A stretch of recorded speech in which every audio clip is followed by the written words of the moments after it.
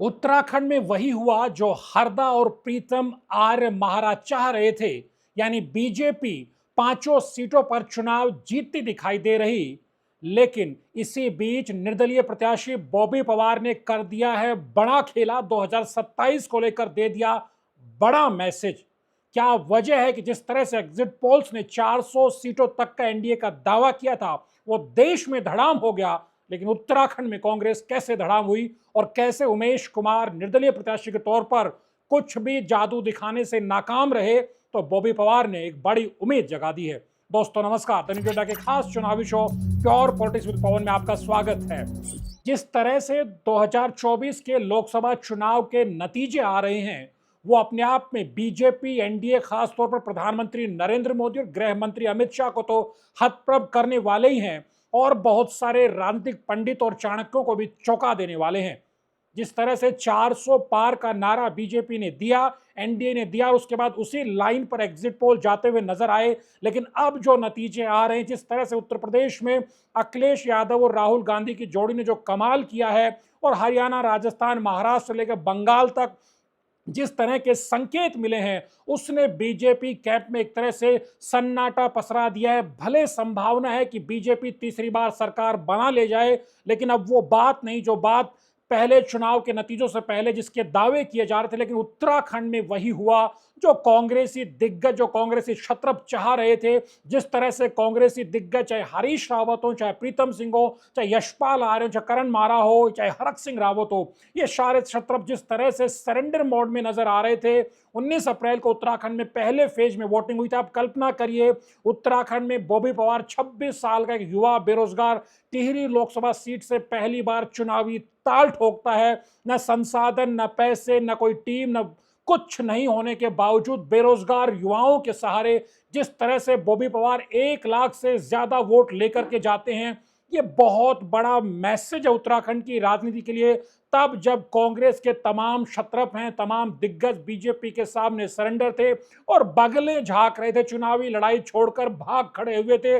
जब बीजेपी के सामने कांग्रेस के दिग्गज, चाहे हरीश रावत हो, प्रीतम सिंह हो, यशपाल आर्य हो, करण मारा और हरक सिंह रावत जैसे दिग्गज रणछोड़दास साबित हो गए थे, तब टिहरी में जिस तरह से बॉबी पवार ने 1 लाख से ज्यादा वोट लिए हैं, और उत्तरकाशी और जिस तरह देहरादून में, ये तो गनीमत है कि बीजेपी और कांग्रेस के तमाम देहरादून शहर के विधायकों ने पिछले 20, 22, 24 साल की सियासत में जिस तरह से देहरादून में अवैध मलिन बस्तियों को बसाया है और एक बड़ा अपना वोट बैंक बनाया है, उस वोट बैंक ने रानी राज्यलक्ष्मी शाह की इस चुनाव में भी, यानी बीजेपी की भी बड़ी मदद की है। लेकिन जिस तरह से बॉबी पवार 1 लाख से पार गए हैं, ये बताता है कि बेरोजगार युवाओं में गुस्सा किस कदर था, क्योंकि टिहरी लोकसभा सीट भी बीजेपी का गढ़ है। चक्राता से प्रीतम सिंह विधायक है, प्रतापनगर से एक और विक्रम रावत बीजेपी के, कांग्रेस के दूसरे विधायक। उसके अलावा बीजेपी का पूरा दबदबा होने के बावजूद एक बेरोजगार युवा जिस तरह से अग्निवीर, बेरोजगारी, महंगाई जैसे मुद्दों को लेकर के चुनावी मैदान में उतरते हैं, उनको इतना बड़ा वोट बैंक मिलता है। क्योंकि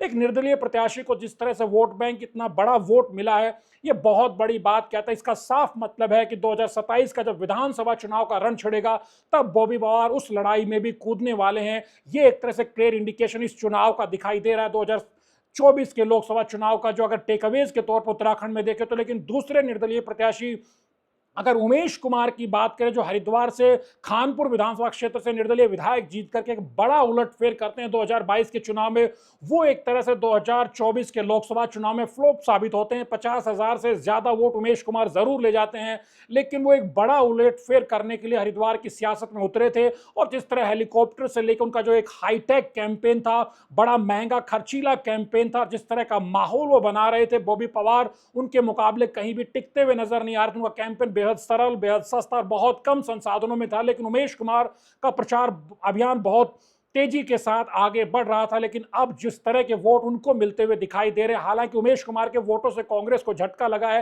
लेकिन हरिद्वार की सियासत की अगर आप बात करें, जो वीरेंद्र रावत को वोट मिले, 3 लाख से ज्यादा वोट वो हासिल कर चुके हैं। अभी काउंटिंग चल रही है हरिद्वार में। जिस तरह त्रिवेंद्र सिंह रावत को लीड है, लेकिन लीड त्रिवेंद्र सिंह रावत की बीजेपी की जो बाकी 4 लोकसभा सीटों के प्रत्याशियों के मुकाबले सबसे कम है फिलहाल तक। ये क्या इंडिकेशन देता है कि अगर हरिद्वार में हरीश रावत चुनाव लड़ रहे होते, तो त्रिवेंद्र सिंह रावत के लिए मुश्किल हो सकती है, क्योंकि बीएसपी प्रत्याशी को निर्दलीय उमेश कुमार से भी कम वोट मिलना अब तक, जब हम ये वीडियो रिकॉर्ड कर रहे हैं, बड़ा संदेश देता है। जिस सीट पर 3 चुनाव में बीएसपी को 1,80,000 से ज्यादा वोट, 1,70,000 से ज्यादा वोट, 1,11,000 से ज्यादा वोट, यानी 3 चुनाव में इस तरह से बीएसपी को जिस सीट पर वोट मिला हो, वहां बीएसपी का कैंडिडेट अब 27, 28, 30,000 यानी 50,000 से नीचे अगर पिछड़ रहा है, तो यह साफ संदेश है कि जो उत्तर प्रदेश में पीडीए के बहाने अखिलेश यादव ने जो माहौल बनाया और जो राहुल गांधी ने संविधान आरक्षण को लेकर के जिस तरह बाबा साहब अंबेडकर की फोटो और संविधान की किताब अपने हाथ में लेकर के जिस तरह कैंपेन किया,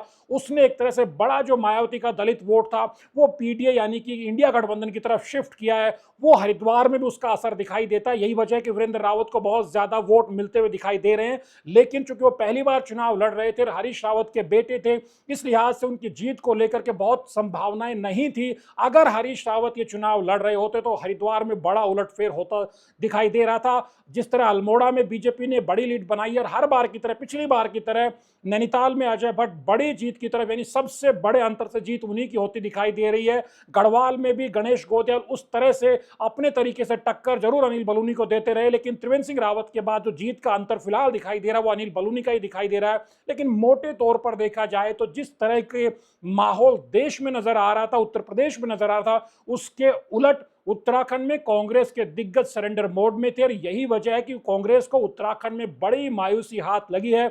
सवाल यह कि इस मायूसी से उबरने के लिए कांग्रेस का नेतृत्व क्या, इसी ये जो घिसा पिटा नेतृत्व है कांग्रेस का, ये जो नेता, दिग्गज नेता, क्षत्रप नेता हैं जो अपनी अंदरूनी राजनीति चमकाने के चक्कर में कांग्रेस का भट्ठा बिठाने पर लगे हुए, क्या इन्हीं नेताओं के सहारे 2027 की लड़ाई लड़नी है, या फिर कुछ कांग्रेस नेतृत्व उत्तराखंड को लेकर के सोचता है, यह देखने वाली बात होगी। लेकिन कुल मिलाकर के उत्तराखंड के चुनाव में 2 निर्दलीय प्रत्याशी मैदान में थे। उमेश कुमार हरिद्वार में वो जादू नहीं बिखेर पाते हैं जो जादू बॉबी पवार ने टिहरी लोकसभा क्षेत्र में अपनी पहली ही चुनाव लड़ाई में दिखाया है। और बॉबी पवार ने एक अलग तरह की सियासत उत्तराखंड के सामने रखी है, और ये कांग्रेस और बीजेपी को बेचैन करने वाली सियासत है कि अगर बेरोजगार युवाओं को बहुत लंबे समय तक इग्नोर किया जाएगा और नौकरी के मोर्चे पर जिस तरह से बॉबी पवार लड़ाई लड़ रहे हैं और बेरोजगार युवा उनको सपोर्ट कर रहे हैं, ये 2027 में बीजेपी और कांग्रेस के लिए खतरे की घंटी साबित हो सकती है। तनु चड्ढा के वीडियोज को लाइक कीजिए, शेयर कीजिए, चैनल को सब्सक्राइब करना मत भूलिए, और कमेंट करके बताइए कि जो नतीजे उत्तराखंड के दिखाई दे रहे हैं या तो देश के नतीजे दिखाई दे रहे हैं, उस पर आप क्या सोचते हैं, आपका क्या कहना है। नमस्कार।